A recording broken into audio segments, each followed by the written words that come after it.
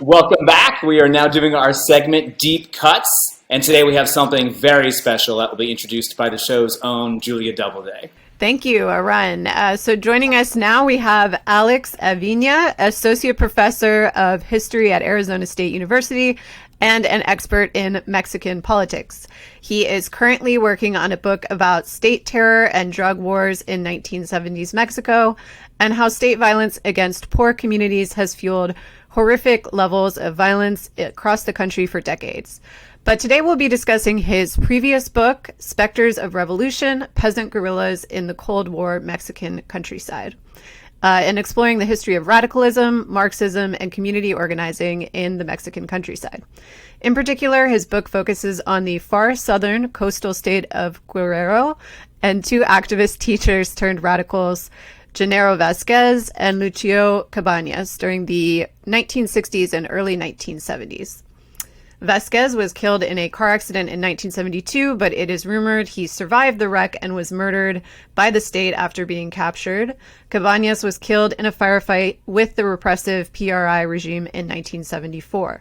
Both men were buried in unmarked graves in an attempt to suppress the memory of their insurgent movements. So Alex is here to tell us a little bit about how it is that these two rural teachers went from community organizers and reformists to guerrillas demanding the overthrow of the government, and about the historical context of these movements. So Alex, thank you so much for being here. Thank you so much for the invitation. It's awesome to be here. Thank you. Awesome. So first we wanted to ask you a little bit about going back a little bit in time about the Mexican Revolution and the Constitution of 1917. So what promises were made to the public as part of the revolution and as part of the process of writing this Constitution? And how did the years that followed represent a betrayal of the promises of the revolution to the peasant population? Yeah, so starting with the 1910 Mexican Revolution is extremely important, right? It's the first great social peasant revolution of the 20th century. It's probably the one that globally gets the least amount of attention in contrast to some of the other more famous ones like the 1917 Russian Revolution or Cuba or what have you. But this revolution that breaks out in 1910 is primarily fueled by the demand of either expropriated lands that were taken away from peasant communities, and the demand for local democracy or local patriarchal democracy as it unfolds on the ground. We have a military conflict that lasts roughly from 1910 to 1920. There's different phases involved in this. Generally, for a long time, historians marked February of 1917 as like the end of the revolution, because that's when you had the promulgation of the Mexican Constitution of 1917 that in some form still exists today, even though it's gone through a lot of reforms in the more than 100 years since it was promulgated. But that document that becomes law in 1917 essentially in a way codified the peasant demands that led to the outbreak of revolution in the first place, right? That demand of land that had been expropriated, plundered, taken away in the previous 3 decades prior to the Mexican Revolution, and the demand for something that they refer to as local democracy or municipal democracy, this idea of sovereignty at the very local level for peasant communities in a country that in 1917 was still overwhelmingly rural. And it codified them into, which at that point was probably the most radical constitution, at least in the Western Hemisphere, right? It wasn't just about enshrining political rights, political democratic rights, but it was also about enshrining social rights as well, right? The right to land, the right to housing, the right to form labor unions. So it was a radical document on paper. To actually get these things into practice took decades and decades of struggle. And even then, the promises of the Mexican Revolution for many communities, like the communities in the state that I focus on in this book, in Guerrero, those promises remained either unfulfilled or partially fulfilled. And when folks would organize and demand the actual application of Mexican constitutional rights, by the 1950s and 60s, the Mexican state under the PRI, the Partido Revolucionario Institucional, this political party that was in control of Mexico from 1929 to 2000, they increasingly would respond to these popular peasant demands with increasing levels of violence, right? And this also takes place within the context of the Cold War. So that gave them a certain anti-communist discourse that the state could then use against any sort of popular movement whose demands were really demands that were articulated within the confines of the Mexican Constitution, not, some sort of Soviet Union or Cuban revolutionary inspired demands. So, these movements that emerged in the state of Guerrero in the 50s and 60s, they tended to be multi-class. They incorporated peasant communities, impoverished communities. They had even, civil sector, civil workers. And you started to see the emergence of these big multi-class civic movements start to emerge in the late 1950s in response to both local, really hated political bosses and state governors that tended to rule with an iron fist. But then they radicalized to take on, to form a more radical critique of the entire PRI and Mexican state structure. Right. Yeah, I want to, before we even get into the 50s, I also wanted to touch on the 1930s. You talk a little bit in the book about how a lot of the radicals that end up being, guerrilla fighters and major activists and people who think the government should be overthrown, they start out as reformists and they say, we still believe in the Constitution, we still believe in the president. And a lot of times you refer to them as Cardenistas, so they are supportive of the former president Cardenas, who served in the 1930s, as an example of someone that they feel like did live up to the promises of the revolution. So can you tell us a little bit about, who President Cardenas was, what he was doing, and then maybe from there, what happened to the PRI, because he also was a member of the PRI. And I think also if you can examine just that thread of who the characters were in the original Mexican Revolution who were close to the presidents and promising these things, I think we've kind of missed some of the wholesome moments. Yeah, no, those are great questions. So, there was an assortment of local radical figures that were involved in the Mexican Revolution in the state of Guerrero, who I think are really fascinating. And because they're not national figures, they're not well known outside of the state. So, for instance, you have a guy who ran for the mayorship of the city of Acapulco in the late 1910s, who became known as the Lenin of Acapulco.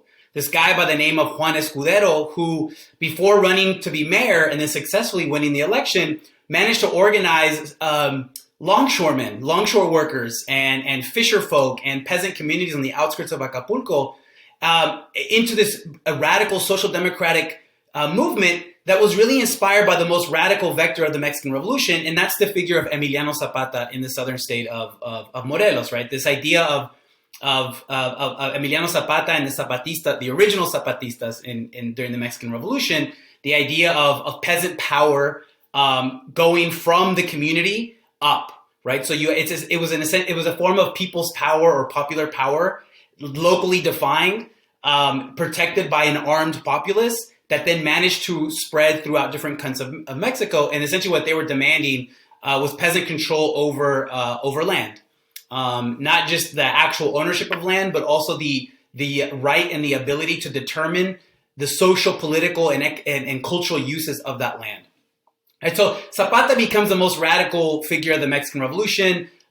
He inspires a series of different movements throughout the country during the military phase of the revolution, and even after, right? So the guy that I mentioned in Guerrero in 1919, Juan Escudero, the Lenin of Acapulco, we will be in power from 1919 to 1923, during which he's assassinated in 23 during a counter-revolutionary coup that takes place in the country. But it's this idea of Zapata that really takes hold in certain parts of Guerrero that motivates people like Escudero. And again, the simple idea is the people who work the land should own the land and should be able to determine the social and economic uses of that land. And that then will shape how political power develops, right? It's developing from the ground up as opposed to a centralized state form based in Mexico City that's dictating down to peasant communities. Well, that's what ends up, that latter version that I just described is what ends up winning out. By the time we get to the 1930s, you have the election in 1934 of President Lázaro Cárdenas, who's I think most historians would say he's probably the best Mexican president of the 20th century. He's remembered as actually implementing some of the radical precepts that were enshrined in the 1917 Constitution. He's known for nationalizing Mexican petroleum, and he's also known for redistributing millions of hectares of land to different peasant communities.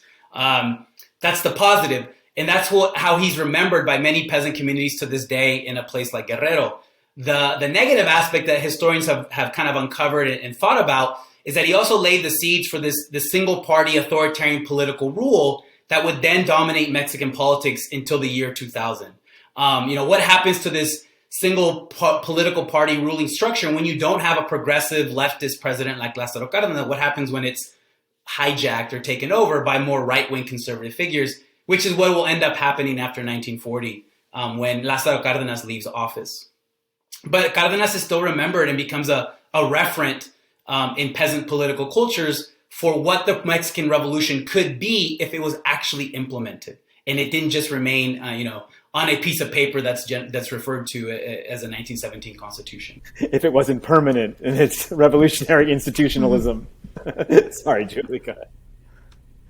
No, well, so I was just going to say, I think, the bulk of the book takes place during the Cold War, and it seems like a lot of the people that end up being radical, he's sort of the reference point to make the case that, like, look, we're not communists, we're not traitors, we want to actually just embody what the Constitution promised us. But then over time, they continue to get radicalized. So, basically by the state being overly repressive and murdering civilians. And over time, they're like, okay, well, none of these outlets that supposedly exist, like organizing and electoral politics, those outlets aren't actually real in terms of being able to challenge the PRI.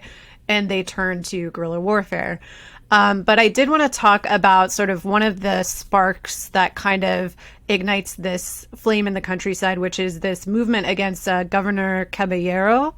Could you tell us a little bit about this guy in 1960, like what started to happen and who were the people that kind of came together specifically just around this one very corrupt governor? Yeah, so he was Raúl Caballero Aburto was a military general, originally from the state of Guerrero, from a part of Guerrero called La Costa Chica, the small coast south of Acapulco. He had been a longtime military man. He had been assigned to military attaché positions abroad. He allegedly was involved in the brutal repression of opposition dissident political figures during the 1952 political campaign.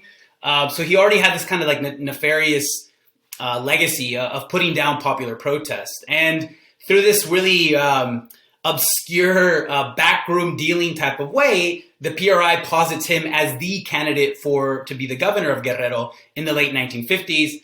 They go through the performance of these elections, right? It's not that they just appoint him and put him into office. There's actually these elections where you have the PRI running candidates and you have an assortment of smaller political parties, some of whom are actually being financed by the PRI. It's this whole show. So Caballero Aburto takes over in the late 1950s, and what he starts to do is he starts to rule in a very violent, nepotistic way, right? He puts his relatives in really posh government positions and posts that allow them to be extremely corrupt. He starts to implement regressive tax raises on the poorest working class communities and peasant communities of Guerrero.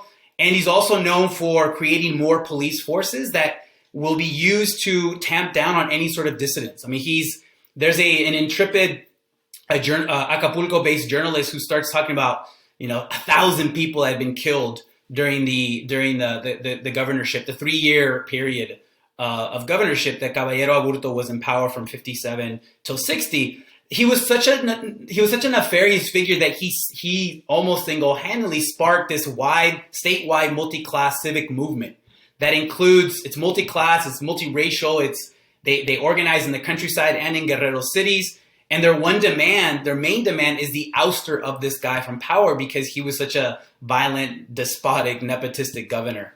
Under the Mexican Constitution, the Senate actually has the ability to remove governors.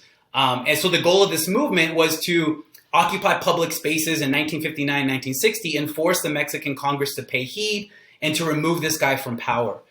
In that movement, you started to see the emergence of really young, charismatic reform movement leaders, one of which was Genaro Vázquez, one of the main characters of my book, the guy who ended up being one of the guerrilla leaders. He had been an urban school teacher. He had studied in Mexico City at the National School Teacher Training School, where he had been trained by Spanish Republican exiles. So it's a cool link between like the Spanish Civil War and the type of activism that he will embrace. And then you had another young, charismatic student from the Guerreros teacher training school based in Ayotzinapa. And this was Lucio Cabañas, this other school teacher, who will eventually become the other guerrilla leader that I focus on in this book. And they actually worked together in this movement that eventually by early 1961 manages to get the federal Congress to oust this governor, but only after there'd been a massacre of protesters at the end of 1960 in the capital city of Guerrero. Something like between 20 to 30 people massacred by a military unit that had been sent in to kind of tamp down on the popular protests. Right, yeah, when I was reading about him, it just seemed like there was already a lot of corruption, but he just took it to this level where it was like it was just way beyond what anyone else was doing. I was actually sort of laughing about when you were talking about how he put all of his relatives in power, because it was like his daughter, his son, his wife, his cousin, his other cousin, his other cousin. Like it was all of the positions were basically being taken over by this one family, and as you said, ruling with an iron fist. But one thing I thought was interesting was after they successfully oust this governor, that coalition that came together to get him out sort of starts to fracture a little, because some people, they just didn't like the governor, and now they're like, okay, I'm kind of done. And Vasquez, in the meantime, he has this organization, the ACG, and they start trying to turn that into an actual oppositional political party. And so can you tell us about what happened in the next election when they tried to challenge the PRI through, official electoral politics? Yeah, you're exactly right the way you lay it out. I think the PRI, throughout the duration of its rule, had a pretty impressive capacity to co-opt even dissidents and resistors. And that's what happened right after this 1960 movement. The ACG emerges during the movement against this governor. But as soon as he's removed and an interim governor is appointed, certain important leaders of this opposition movement get picked off by the PRI. They essentially sell out. So a really prominent student leader, certain politicians as well. And the ACG splits between one smaller sector that wants to continue to work with the PRI and this other sector led by Genaro Vasquez that essentially will eventually turn into an opposition political party that will run candidates in the 1962 state elections. And the message that they're carrying to every corner of the state of Guerrero is the message really of the 1917 Mexican Constitution. They're asking for things that are not beyond the scope of what Mexicans were legally entitled to constitutionally. What they were offering was a pretty pointed critique of what the PRI had become, right? That as the betrayers, the language that we use is, the PRI has become the party of the rich and the oligarchs, and they've betrayed the Mexican Constitution. We are trying to redeem it. Even though some members like Genaro Vasquez, you could see that their political radicalization had started to move a certain direction, right? And obviously, in the background, in the hemispheric background, is the Cuban Revolution, which did play an impact in not just Guerrero and Mexico, but throughout Latin America and obviously the U.S. So they start to run candidates in the 1962 state elections. They ran a candidate for the governorship as well. This man who was a highly respected Zapatista veteran, they had a really a barnstorming campaign, and they were harassed. They suffered persecution. They suffered assassinations, and they lost. And they lost these elections. They claimed that the PRI had done one of their other well-honed taxes, which was electoral fraud. And when they gathered to protest at the end of 1962 in the city of Iguala, we have another massacre. And once Vasquez barely escapes with his life. He has to go on the run. He goes to northern Mexico to escape some of the heat, even though there will be an arrest warrant put on him. But this really marks a moment of no return for people like Vasquez, and later on people like Lucio Cabañas, to think about how this system is not working. And if we try to work within the system, the only thing that we're gonna result in is us being killed at the hands of PRI agents, whether it's the police or the military.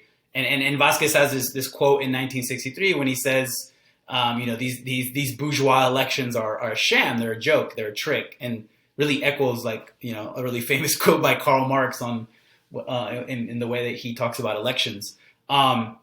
So that marks, it's one massacre after another. There's also less well-known massacres that take place in peasant communities out in the middle of nowhere that also start to radicalize certain sectors of this movement. The movement, but for all intents and purposes, starts to splinter and divide. But this popular political radicalization continues to characterize much of the state, particularly when the people who come into power after this massacre essentially try to tamp down on more political dissidents in really harsh, violent ways. And like squeezing Jell-O, usually that kind of repressive tactic just ends up making a big mess. Yeah, I mean, they passed a law in 1965 that essentially made it illegal in the state to like criticize the governor, the government, right? I mean, so you could see that a certain type of political authoritarianism was becoming more manifest. You know, it had characterized PRI rule for a couple of decades, but now it was having a very direct impact in the everyday lives of people, of organizations, of unions, of peasant groups who were trying to organize. And now they were suffering the wrath of the state, whether in the form of the military or police forces wielded by different governors. So then as we're moving into the late 60s, early 70s, let's just talk a little bit about what happens to Vasquez? What happens, how does he goes to the mountains, he starts organizing people into this guerrilla operation. How does that work? What is their methodology? How are they speaking to peasants? And what's the kind of like conflict between the different facets of the left during that time?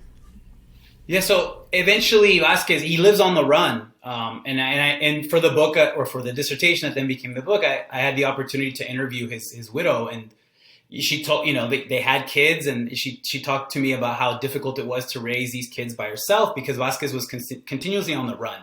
And he would drop into their Mexico City house once in a while, but then he had to immediately go because there was an arrest warrant for him, and he was identified by Mexican political police as a quote unquote dangerous agitator. Eventually, he does get picked up in 1966, if I remember correctly. He's taken to a jail where he's suffering death threats, assassination attempts. But he's such a good organizer that he manages to organize the prisoners.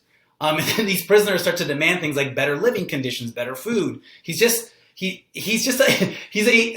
great organizer. And his comrades, in these earlier movements, they're free. They also had continued to organize different independent peasant unions, different independent political unions, using their connections with these prior movements to grow something. By 1966, 67, and then eventually 1968, they had the idea that they were going to form a guerrilla movement that would seek the overthrow of the PRI. And he organized a small guerrilla commando that actually liberated him from prison in April of 1968. They escaped up into the mountains.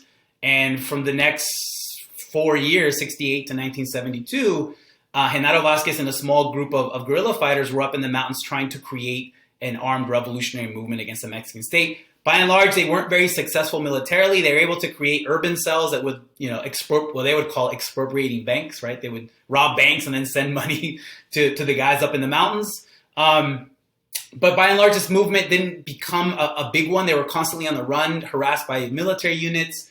Their biggest actions, really national actions that gained them a lot of notoriety in the early 70s, they would kidnap famous, wealthy people from the state of Guerrero, hold them for ransom, and then use that money to try to organize. But this movement militarily did not go beyond just a small group of people up in the mountains. The other guy, Lucio Cabañas, who was a member of the Mexican Communist Party, he took a different route. He ended up working as a local school teacher in the mid-1960s. He created so many problems for local political bosses and landed elites in Guerrero that they essentially exiled him to northern Mexico to work as a teacher there. He created so many problems there, organizing people to, protect natural resources, that they send him back to Guerrero. Like, we can't handle this guy. You guys keep him. And he gets embroiled in a local school conflict where the parents were fighting with a really horrible school rector who was demanding a lot of things from these really impoverished families. And at one of these rallies, they try to assassinate him in May of 1967. And from then on out, he goes up into the mountains in Guerrero, like many generations of Guerrero rebels before him had done, including some of his great uncles who had been part of Zapata's forces in Guerrero during the Mexican Revolution. And from 1968 to 1974, he's up in the mountains organizing a guerrilla force that, at the low end, probably included something like 140 combatants. And then, depending on some of the declassified military documents that I looked at, or political police documents, the estimates could go up to as high as 250 to 300. And what distinguishes his movement, which was called the Party of the Poor, is that they did manage to organize and to create this broad network of communal support in the mountains and the coast of Guerrero. and they became infamous for ambushing, laying these ambushes for military convoys. As the Mexican as a PRI started to send in more and more military into the state in the early 70s as a way to try to exterminate, launch a counterinsurgency and try to, in their words, in their documents, annihilate this guerrilla movement that had the broad support of many communities and cities in Guerrero. It seems to me like there's two, and tell me if this is way off, but, there is this dynamic coming out of the guerrilla movement, from the revolution, and kind of a very good through line there. But when you're also describing this activity in the late 60s and 70s and kidnapping and some of this sort of expropriation and more low-level activity, it's also reminiscent of, leftists, the Red Army faction, certainly the folks blowing things up in Bologna around this same time, although maybe it's a little later. Can you just sort of give us the international kind of how they would have fit into the international constellation of leftist agitators as well as their indigenous homegrownness? Yeah, and that's a great question. Thank you. And that was the difficulty for me writing this history, was to accomplish what you just asked for, right? Like appreciating the long historical roots, the homegrown roots of rebellion in Guerrero, but then also thinking about the international context. The Cuban Revolution, it plays a huge role, right? Che Guevara's ideas about the focal strategy, obviously he's playing a role, even though people like Vasquez and Cabañas completely disavowed it. Cabañas had some ideas that sounded like they were Maoist ideas. He's also was a member of the Mexican Communist Party, so he had a certain reading of Marxism that was based by that party's tradition within Mexican politics, which actually disavowed armed struggle. Like they would say that they kicked him out of the party when he embraced armed struggle, direct action in armed struggle. The one thing I'll say, so they're also aware of what's going on in Vietnam. That has a huge impact as well, right? The people's struggle in Vietnam against the United States. They also know what's going on in other parts of Latin America. By the time we get to like 1972, 1973, there's probably about 38 guerrilla groups operating in Mexico, both rural and urban. And they know what's going on. They're conversant with some of these global revolutionary traditions that are of the left that are going on at the same time. The thing that distinguishes Mexico, though, is the PRI, while domestically they were extremely repressive and they sound like any other Latin American dictatorship, they weren't seen like that internationally. They were seen as a revolutionary regime, and they did a lot of things internationally to enhance that image, like accepting South American exiles fleeing military dictatorships. They would invite them to Mexico to take care of them, while domestically they're wiping out their own armed left. So these leftist movements in Mexico were extremely isolated. The PRI was really close to Cuba, right? Because Mexico was really the only country that maintained diplomatic relations with Cuba, with Fidel Castro. Fidel Castro did not mess with these armed leftist movements that occurred in Mexico. So these Mexican guerrilla movements, both the urban groups and the rural groups, like the ones I study in this book, they're the most isolated in Latin America, and they received almost no help. There was one group that I'll mention because I think it's a fascinating story. This group started. It was started by a group of Mexican students who were studying at the Patrice Lumumba University in Moscow. They see what in the late 60s, they see what's going on in Mexico. They saw the infamous student massacre of October 2nd, 1968, and they said, we have to do something. They go to all these different revolutionary embassies in Moscow, asking these countries to train them as guerrilla fighters. And they're turned away, and the only embassy that accepted to take them in and to train them were the North Koreans. So the North Koreans actually trained about 150 Mexicans in the late 60s, early 70s, and then sent them back to Mexico to try to wage guerrilla warfare. Some of those individuals then found their way to Guerrero, and they helped train Lucio Cabañas' Party of the Poor in tactics like how to ambush military convoys. But to me, it's kind of interesting that it was only the North Koreans that said, "Yep, yeah, we'll take you in, and then we'll send you back, and you can, start your revolution in Mexico." That is super interesting. I did want to, as we kind of wrap things up, make sure that we're connecting what happened in the 60s and 70s Cold War era with what's going on today. I mean, one thing you talk about during the Cold War is that there's this sort of perception, just as you were saying, that the Mexican government is pretty well respected internationally. There's the so-called Mexican miracle of like 3 decades of economic growth between 1940 and 1970. They had this really high GDP growth, but none of that is sort of being translated into the countryside. So in terms of, how the overarching economic system, how capitalism is sort of reliant on these peasant communities to continue this really, really fast-paced growth. How is that, one, continued to this day, and how do we see people either engaging or not engaging with this history? See, I think, so what my book really tries to show is that is the underbelly or the seamy underbelly to the so-called Mexican miracle, right? So on the one hand, you have economists saying, look, we averaged 6% GDP for 3 decades. That's an economic success story. What my book tries to show is the type of violence that type of industrialization, modernization requires, right? So to put it bluntly, Mexican communities like those in Guerrero, peasant communities like those in Guerrero that I research, they subsidize Mexican industrialization, modernization, urbanization during that period. So if you watch the movie Roma, right, these beautiful images of Mexico City in the 1970s, that was made possible by the type of violence that I describe in my book, in which these small peasant farmers are being squeezed by an assortment of different power players from the national level to local political bosses. The way that we can connect it to today is that, one of the responses of people in Guerrero and other states, like the state where my parents are from, Michoacan, they decided not to take up weapons and try to overthrow the Mexican government. That's kind of a drastic decision. They decided to immigrate to the United States, right? So immigration to the United States really ramps up. Mexican immigration to the United States really ramps up in the 1970s and almost serves as kind of like a safety valve, right? Like hundreds of thousands of Mexicans are going to the United States to work in the service sector of the American economy. That somehow lessens some of the pressure, domestic internal pressure in Mexico. Mexico also had this like crazy high birth rate during the 1970s, right? And if you read the newspapers, that's all they're talking about. The Mexican presidents talk about that. And then the Americans start talking about it because they're freaked out when they're seeing all these Mexicans are coming to the U.S. And it's honestly the same shit we hear today about the immigration debate. It's happening in the 1970s. The demand for Jimmy Carter to build a wall is so similar to what we heard, right. In the 2000s and during the Trump administration. Right, yeah. But essentially... Oh, go ahead. Sorry, go ahead. No, go ahead. Oh, I was just going to say, I always thought that was so bizarre, like with the U.S. perception of Trump.